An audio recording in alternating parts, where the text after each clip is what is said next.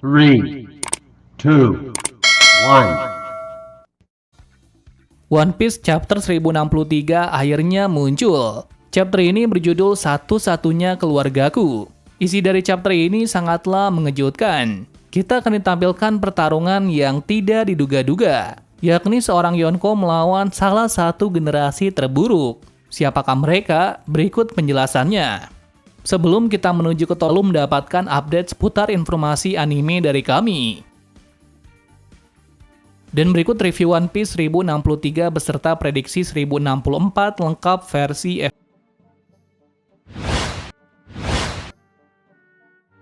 Chapter dimulai dari cover story Germa.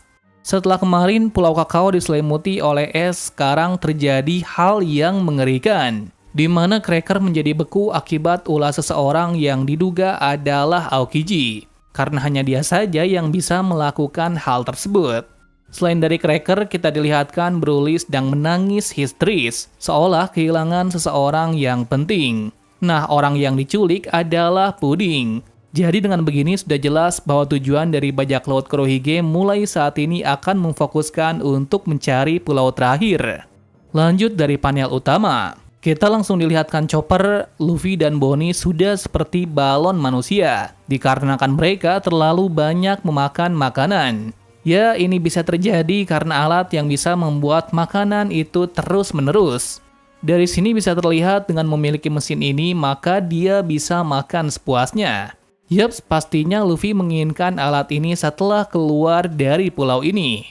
Lalu di sekitar situ ada panel yang menunjukkan robot yang sangat menarik, di mana robot anjing tersebut memakan besi-besi yang berserakan, yang ternyata fungsi darinya adalah untuk didaur ulang. Artinya karya ilmiah dari Vegapunk memanglah sangat fantastis karena dia menemukan solusi dari permasalahan yang ada. Kemudian Luffy dan lainnya memasuki laboratorium penelitian, yang mana ada banyak sekali hal menarik di dalamnya. Dan sebelum memasukinya, tiba-tiba Luffy dan lainnya diberi baju yang spesial dari pulau ini, yakni sebuah kostum yang sangat futuristik. Yang ternyata mereka tidak diberi, melainkan Luffy menekan salah satu alat yang ada tulisan fashion. Lantas setelah menekan tombol tersebut, Luffy langsung mendapatkan baju tersebut. Akan hal itu, Bonnie yang tertarik mencoba alat itu. Tentu saja pilihan dari baju tersebut sangat banyak, sehingga Bonnie memilih yang terbaik. Dan ya, pakaian itu sangat cocok untuk Bonnie walaupun sepertinya terlalu ketat. Namun meski begitu, pakaian ini sangat ringan, sampai rasanya membuat seperti melayang. Jelas akan hal itu, Chopper dan Jinbei juga langsung mencobanya. Namun di sini baju dari Jinbei agak berbeda. Malah dia memilih baju mode Hawaii yang mungkin tidak tepat untuk situasi sekarang. Setelah kesenangan itu, mereka mendapati ada salah satu robot yang mulai mendekatinya.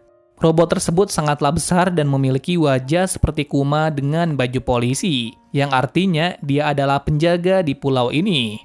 Anehnya di sini, tanpa ada suatu hal yang aneh, tiba-tiba polisi itu langsung mengejar Luffy. Ternyata alasan polisi itu mengejarnya ialah karena Luffy dan lainnya tidak membayar atas semua yang mereka pakai. Mengejutkannya di sini, meski polisi ternyata kekuatannya juga tak kalah dari pasifista. Mendapat serangan tersebut membuat Luffy kebingungan karena dia tidak mencuri pakaian ini. Terlebih lagi, mereka sekarang tidak membawa uang. Lantas mau tidak mau mereka harus bertahan atau menyerangnya. Sesaat Luffy mau menghantamnya, tiba-tiba dia dihentikan oleh Bonnie. Bonnie beralasan kalau dia adalah ayahnya, satu-satunya keluarga yang ia punya. Seketika mendengar fakta itu membuat Luffy, Chopper, dan Jinbei terkejut karena mereka tidak menyangka bahwa Kuma adalah ayah dari Bonnie. Terus di sini kita ditampilkan salah satu scene masa lalu dari Bonnie dan Kuma, yang mana Kuma terlihat sangat bersenang-senang dengan Bonnie di waktu kecil. Tampaknya di situ pula wajah Kuma masih berseri-seri seperti ayah dan anak biasa, atau mungkin itu adalah sifat asli dari Kuma sebenarnya. Well, kita tidak tahu mana yang benar dari sifat dari Kuma sampai saat ini. Kemudian setelah teringat akan masa tersebut membuat Bonnie merasa terlena dan tak mau mengejarnya. Dan tentu saja, saat mau dihancurkan dengan beam, dia tidak bergerak sama sekali. Beruntungnya Luffy dengan sekejap langsung mencapainya sebelum terkena ledakan tersebut. Kemudian panel berlanjut di dunia baru. Sekarang kita akan ditampilkan ketegangan yang sangat luar biasa, di mana secara tiba-tiba bajak laut Kurohige mengejar salah satu bajak laut. Bajak laut yang diincarnya tersebut adalah bajak laut hati. Tentu saja mendapati serangan itu, Law langsung meminta untuk mengarah ke bawah. Namun tampaknya hal itu sia-sia. Karena semakin ke dalam, kapal mereka akan penuh dengan air karena serangan dari bajak laut Kurohige sebelumnya. Mengetahui hal ini, mau tidak mau mereka harus ke permukaan, jika tidak maka semua akan mati sekarang juga. Setelah di permukaan, secara tiba-tiba Law berubah menjadi perempuan yang sangat cantik. Jelas semua kru yang melihatnya langsung gagal fokus bagaimana bisa kaptennya secantik itu. Tak lama setelahnya, salah satu kru juga tiba-tiba menjadi perempuan sehingga membuat mereka kebingungan. Di saat itu, Law baru menyadari kalau dia telah terkena serangan dari seseorang. Namun dia belum bisa memastikan siapa yang melakukannya. Yaps, dengan pengalamannya saat bertarung dengan Kaido dan Big Mom, dia bisa mendapati satu pikiran bahwa haki yang kuat akan mengalahkan buah iblis.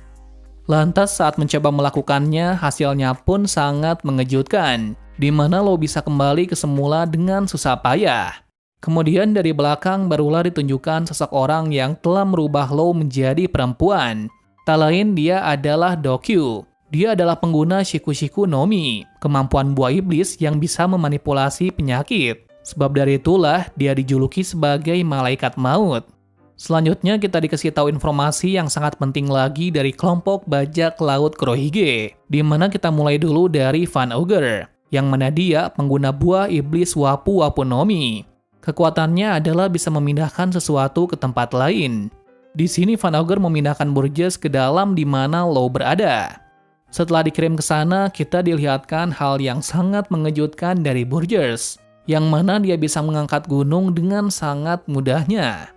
Dia adalah pengguna buah iblis Riki-Riki no Mi yang memiliki kemampuan dalam kekuatan, atau kata lainnya adalah manusia superpower. Seketika melihat kekuatan gila membuat Law kena mental. Bagaimana bisa mereka memiliki kekuatan yang tidak masuk akal? Namun sebelum memikirkannya, dia langsung berpindah tempat dulu sebelum terkena bencana ini. Di sini Law masih berpikir bagaimana cara untuk kabur dari mereka. Akan tetapi dia dihadang oleh Kurohige yang menaiki Dokyu dan Stronger, yang mana kuda ini memakan buah iblis Uma-Uma no Mi model Mythical Pegasus. Di sini Kurohige sudah menyadari bahwa salah satu dari 3 kapten yang keluar dari Wano Kuni akan tiba di pulau ini. Tapi dia tidak menyangka kalau yang datang adalah Law. Sontak Law langsung panik kalau Kurohige juga ikut bergerak. Sudah pasti Kurohige ingin menemuinya secara langsung karena Law pasti memiliki salinan poneglyph dari Kaido. Bahkan tidak hanya Kaido, Law juga pasti memiliki salinan lainnya. Hal ini sangat pas jika Kurohige bisa merebut salinan tersebut. Akhir panel, Law langsung mengatakan dengan jelas, baiklah yang menang bisa mendapatkan semuanya. Artinya siapa yang kalah nantinya pasti akan mati atau menjadi anak buahnya. Tentu saja bukan itu. Pemenang akan mendapatkan harta yang sangat berharga tersebut. Lalu apakah Law bisa mendandingi kekuatan dari Kurohige dan anak-anak buahnya yang memiliki kekuatan yang sangat gila tersebut?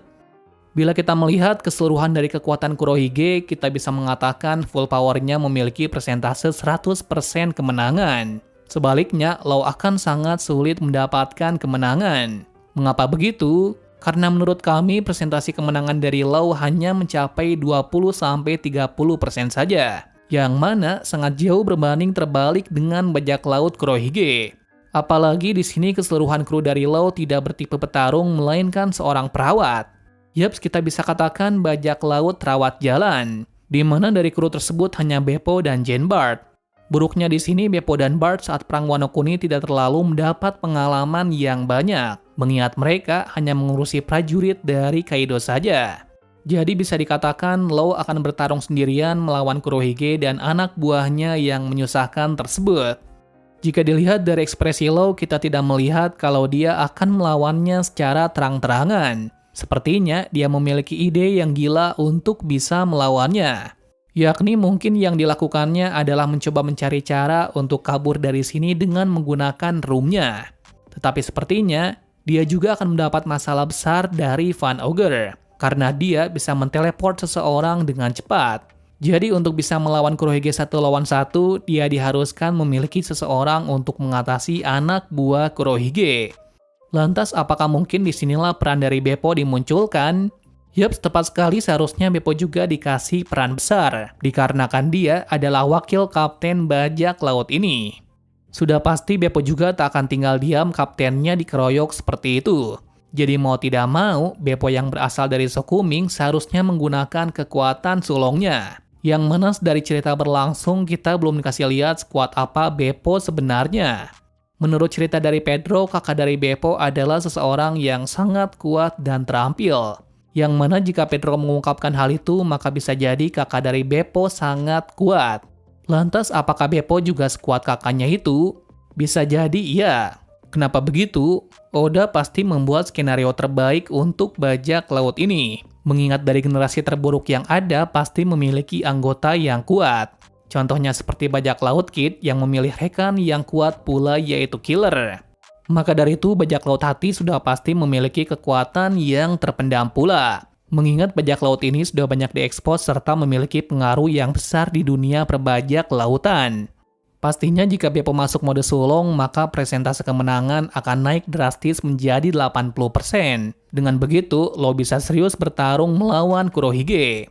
Well, bagaimana menurut kalian? Apakah lo benar-benar bisa mengatasi bajak laut Kurohige yang sudah menyandang gelar Yonko? Kita nantikan saja kelanjutan ceritanya.